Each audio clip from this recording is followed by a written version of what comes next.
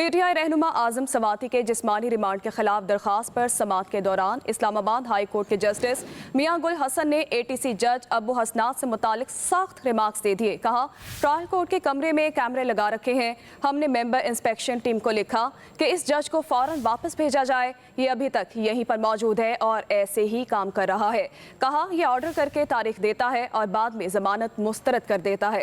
इस शख्स को यहाँ रखा हुआ है ताकि उनकी सियासी कार्रवाइयों के अमल को रोक सके। जस्टिस मियां गुल हसन औरंगजेब ने रिमार्क्स दिए कि साइफर ट्रायल में हमने इसके कारनामे देखे हैं। दुनिया की इसी अदालत में इसी तरह की नाइंसाफी नहीं हुई जो उसने की है। पता नहीं जैसे दुनिया का इंसाफ, निज़ाम इंसाफ इस आदमी के बगैर चल ही नहीं सकता। कहा, आप ज़रा देखें तो सही कि ये शख्स क्या कर रहा है।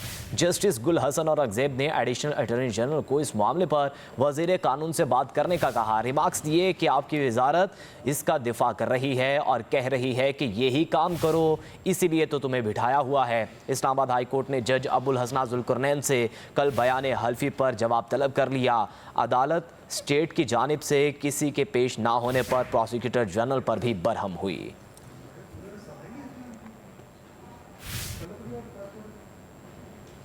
पीटीआई रहनुमा आजम सवाती के जिस्मानी रिमांड के खिलाफ दरखास्त पर समाअत के दौरान इस्लामाबाद हाई कोर्ट के जस्टिस मियां गुल हसन ने एटीसी जज अबू हसनात से मुतालिक सख्त रिमार्क्स दे दिए। कहा, ट्रायल कोर्ट के कमरे में कैमरे लगा रखे हैं। हमने मेंबर इंस्पेक्शन टीम को लिखा कि इस जज को फौरन वापस भेजा जाए। ये अभी तक यहीं पर मौजूद है और ऐसे ही काम कर रहा है।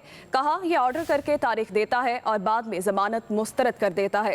इस शख्स को यहाँ रखा हुआ है ताकि उनकी सियासी कार्रवाइयों के अमल को रोक सके। जस्टिस मियां गुल हसन औरंगजेब ने रिमार्क्स दिए कि साइफर ट्रायल में हमने इसके कारनामे देखे हैं।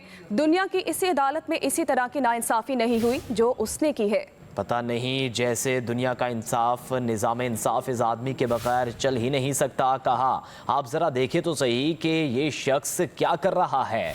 जस्टिस गुल हसन औरंगजेब ने एडिशनल अटॉर्नी जनरल को इस मामले पर वज़ीर कानून से बात करने का कहा। रिमार्क्स दिए कि आपकी वजारत इसका दिफा कर रही है और कह रही है कि यही काम करो, इसीलिए तो तुम्हें बिठाया हुआ है। इस्लामाबाद हाई कोर्ट ने जज अबुल हसना जुल्करनैन से कल बयान हल्फी पर जवाब तलब कर लिया।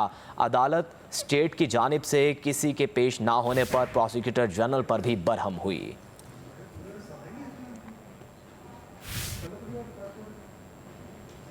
पीटीआई रहनुमा आजम सवाती के जिस्मानी रिमांड के खिलाफ दरखास्त पर समाअत के दौरान इस्लामाबाद हाई कोर्ट के जस्टिस मियां गुल हसन ने एटीसी जज अबू हसनात से मुतालिक सख्त रिमार्क्स दे दिए। कहा, ट्रायल कोर्ट के कमरे में कैमरे लगा रखे हैं। हमने मेंबर इंस्पेक्शन टीम को लिखा कि इस जज को फौरन वापस भेजा जाए। ये अभी तक यहीं पर मौजूद है और ऐसे ही काम कर रहा है।